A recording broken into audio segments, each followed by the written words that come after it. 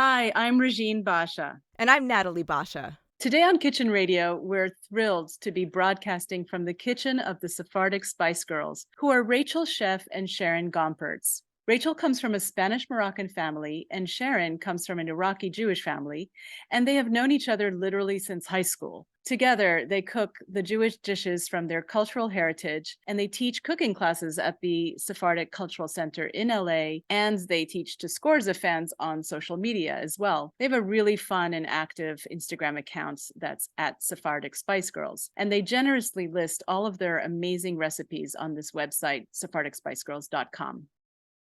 Tell us about the dish that you guys are going to be making today. But Sharon, what are you making for us? We're making Kubba Bamia, which is an okra stew with semolina stuffed balls. They're stuffed with meat.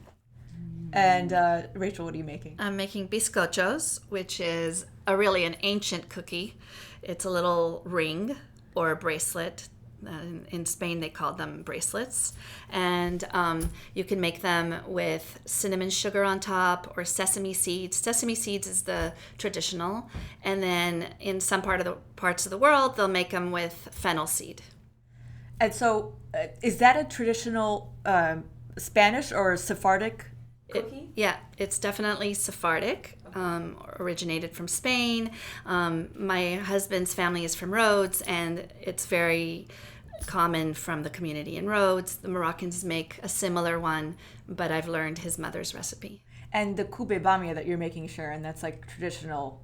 That is. Oh, it's kind of a minefield because when you post it, I'm like, that's a Kurdish recipe. But it's so Iraqi, and obviously Kurdistan is on the border with Iran, Iraq, Turkey, Syria, and food travels. But I think it's kind of uniquely.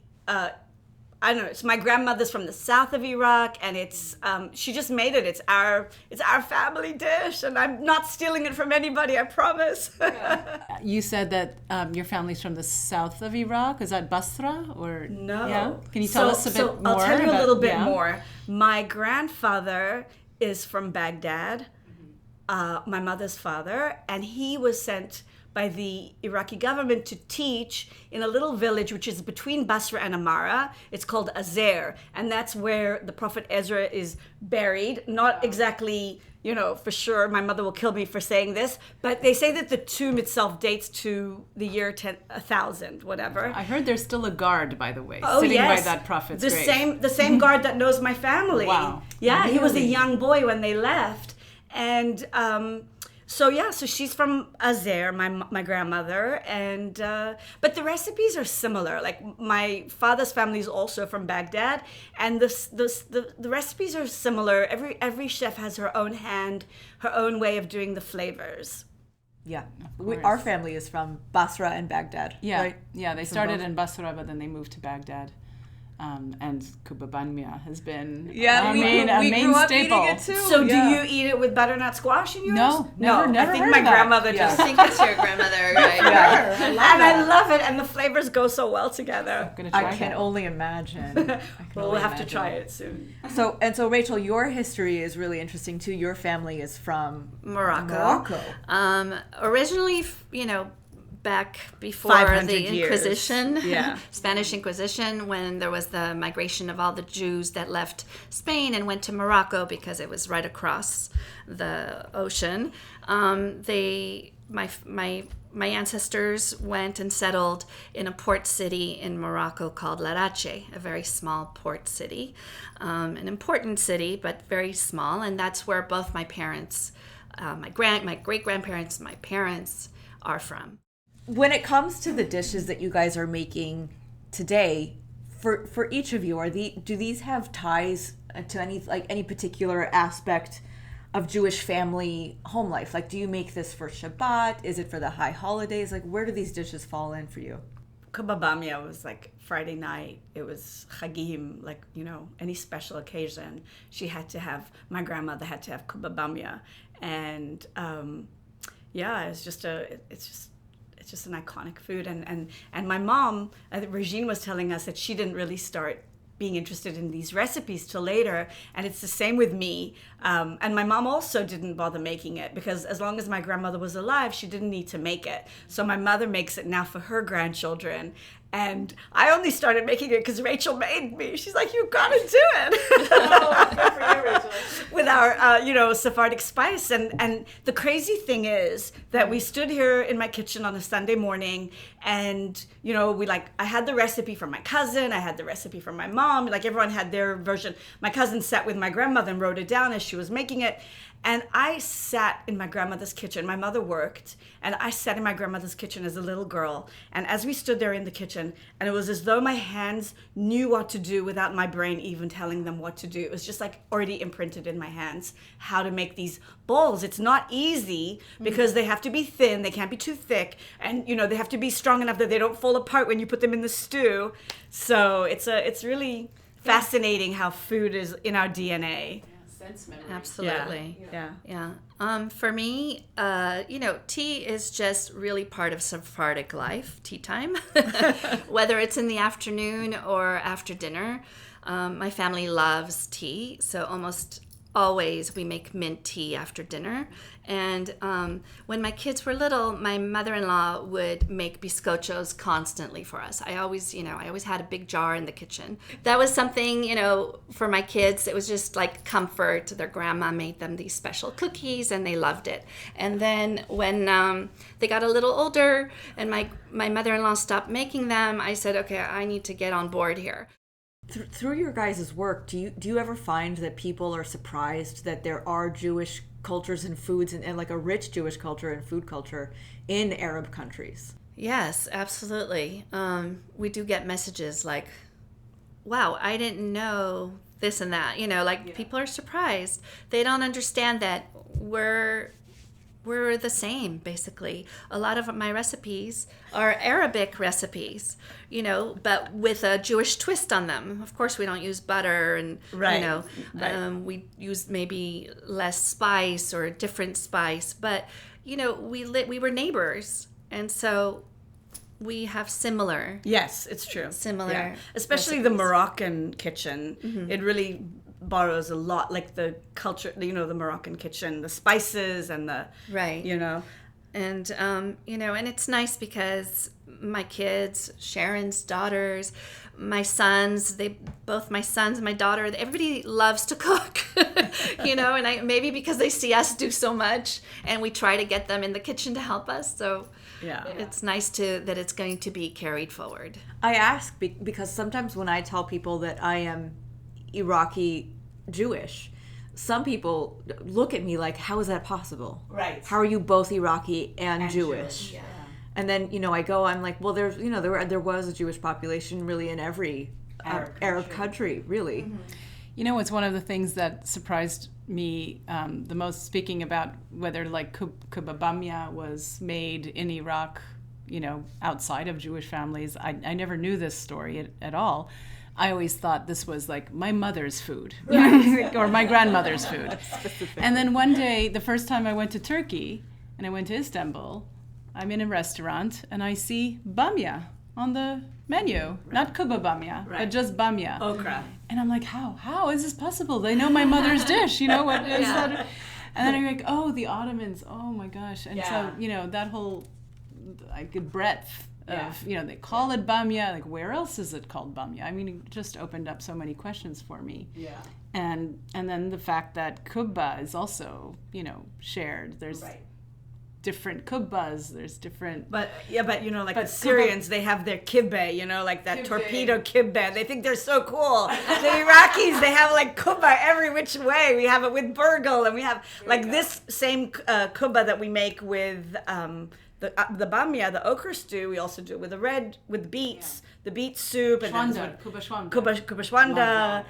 It's the best, right? Except my husband won't eat beetroots, but we'll forgive him for that.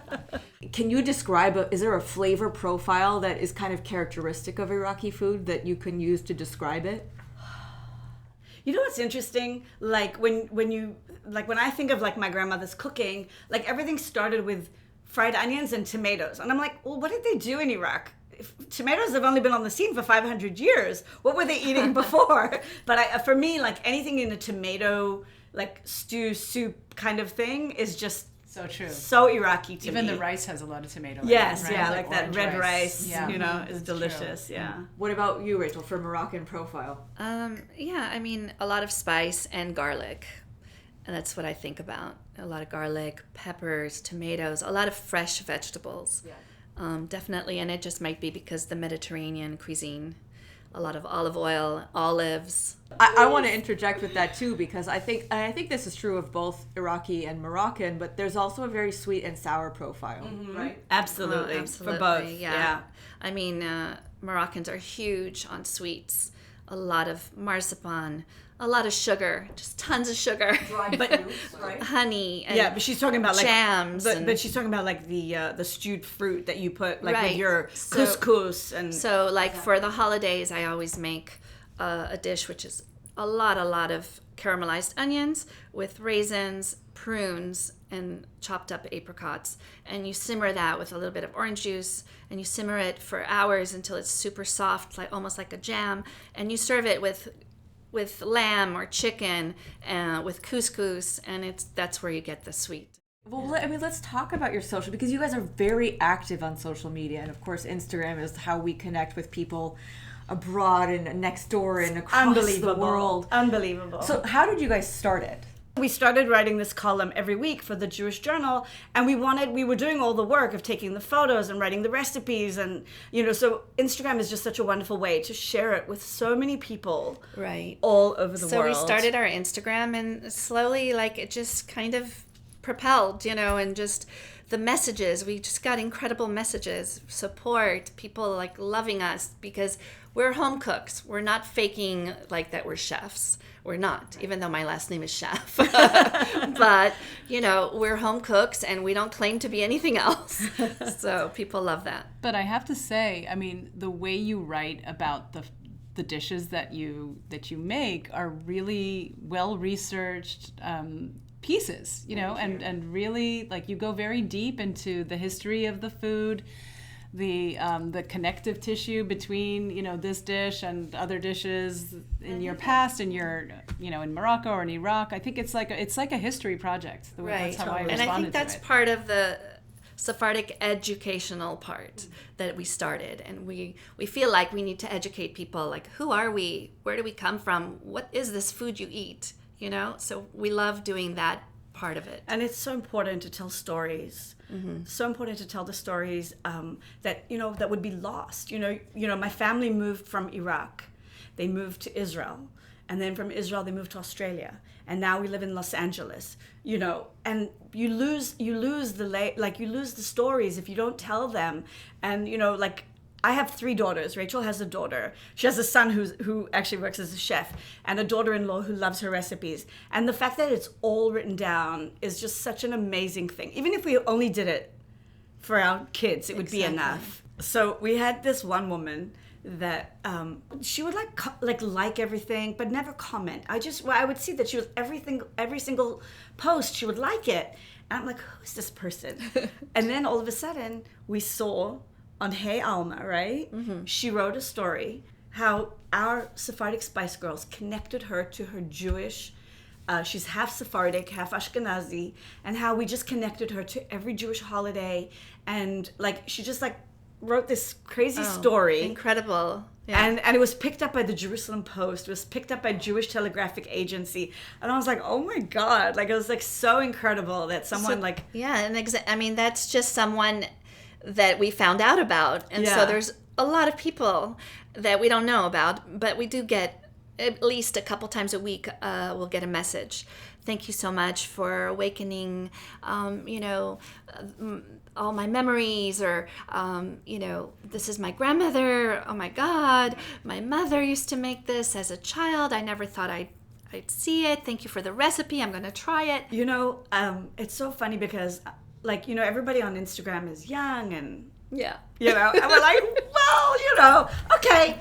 But I was thinking about it, and I'm like, there's something that we have, that our children are, I still have two high schoolers, but Rachel's are in college. We both have a married son each, and so there's something that we can give our experience, our life, just how important it is to be in the kitchen and to gather around a table, and how food just brings everybody together, and just creating these memories, like for the next generation. Yeah.